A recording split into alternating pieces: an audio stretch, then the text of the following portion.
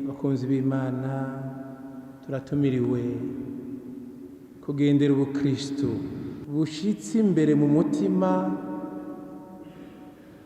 ntituba abakristu b'inusu.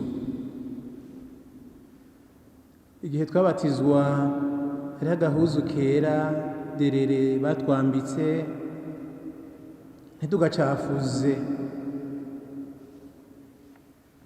ntidugacafuze habanamba. Niko mvuga abakristu mugabo nuvuga n'abemera, kwako kamo niko ndakabatera, ukwemera kwabo bakugendere atari ibyo ku munwa, biva ku mutima. Kuko wemera Imana bivuye ku mutima ucurangwa no gukora ibyiza. Aha rero batari bake muri isengero twaje gusabira umuganwa atari umuganira RWAGASORE, dusabira n'Uburundi. Murumva ko turaberanda kuko twiyambitse Yezu Kristu umweranda mu beranda. Pawulo mweranda twita beranda kuko tutakira abapagani, ariko kimwe n'izina, ikindi no kurigendera. Ibaro Pawulo yandika Abaromani turavyumvise, adusabye gushika ku rugero wo kuyobokera Imana mu kwemera, mu Gifaransa ku rugero rwa obéissance de la foi. Urwo rugero urushikako gute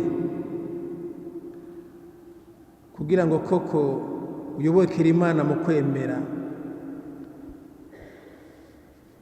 Kuko utararushika ko ubukristu bwacu bwoba ari gicuga, hoba haragahaze. Ijambo kugamburuka obéissance de la foi, iri jambo ryavuye mu majambo abiri y'ikilatini.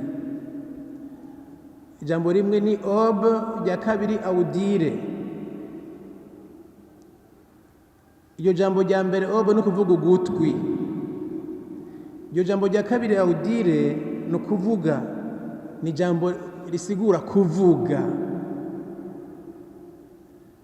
None obeyiri ni ukuvuga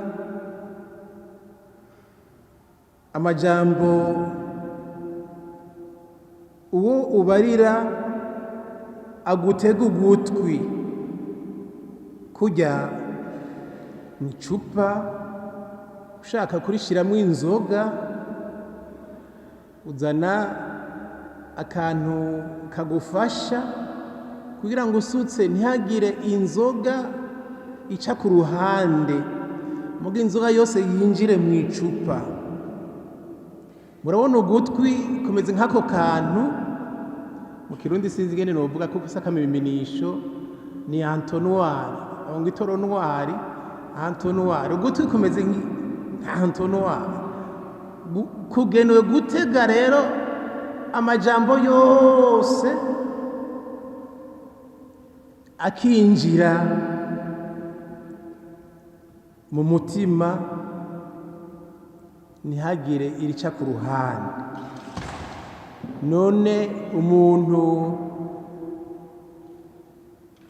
muri iryo jambo kugamburuka obéir, naho turiko turahamagarirwa. Umuntu ahamagarirwa gutega ugutwi rero ijambo ry'Imana, ntihagire ijambo na rimwe rica ku ruhande. Amajambo yose yinjire mu mutima, maze ashobore gukora ku mutima awushikemwo.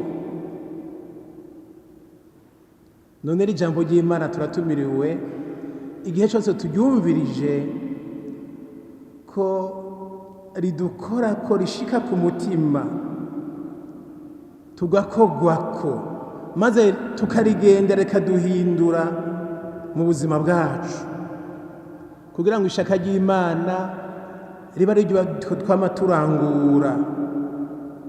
Musenyeri Ruberinyange Anatora ati yezi ibyo dusaba samananiza kandi igihimbaye ku isi nico umuntu asigira mugenzi we. Ibyo dusaba samananiza habanamba. Yezu rero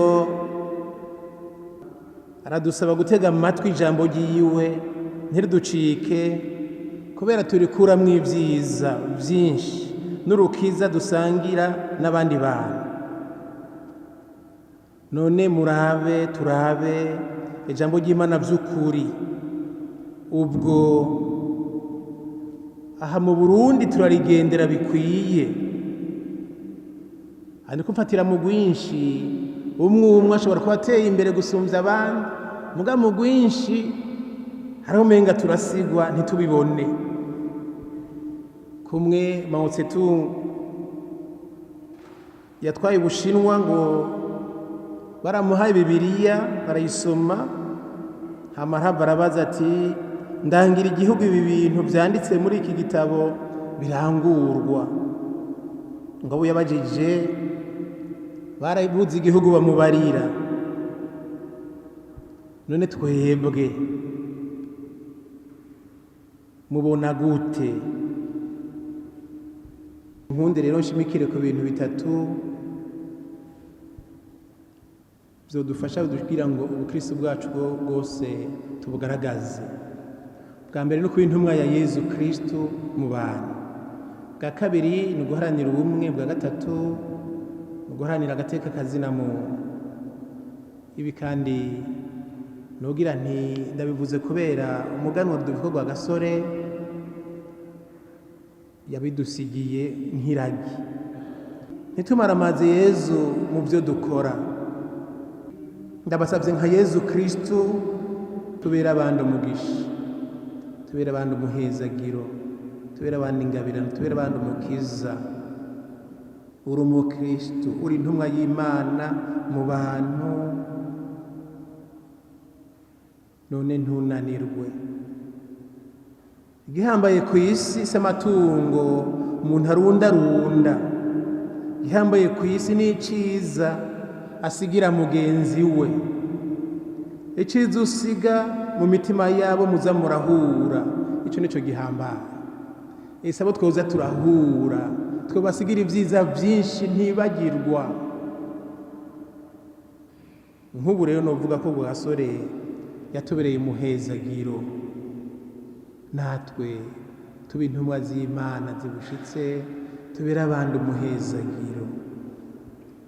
Bwa kabiri guharanira ubumwe.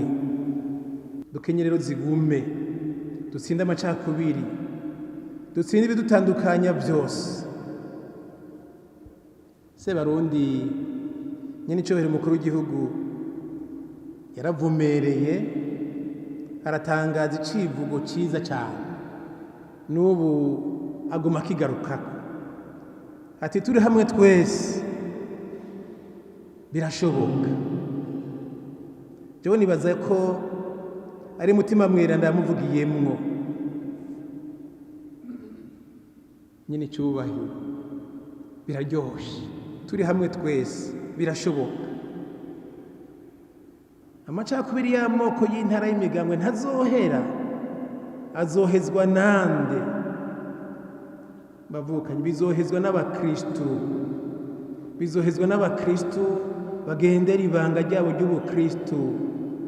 None ntitunanirwe, tuba ishusho rya Yezu rero mu bantu.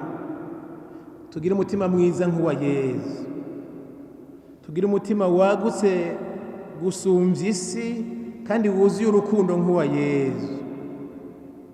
Umutima ukunda abantu bose, atanumwe avuyemwo, ataruzitiro rurimwo.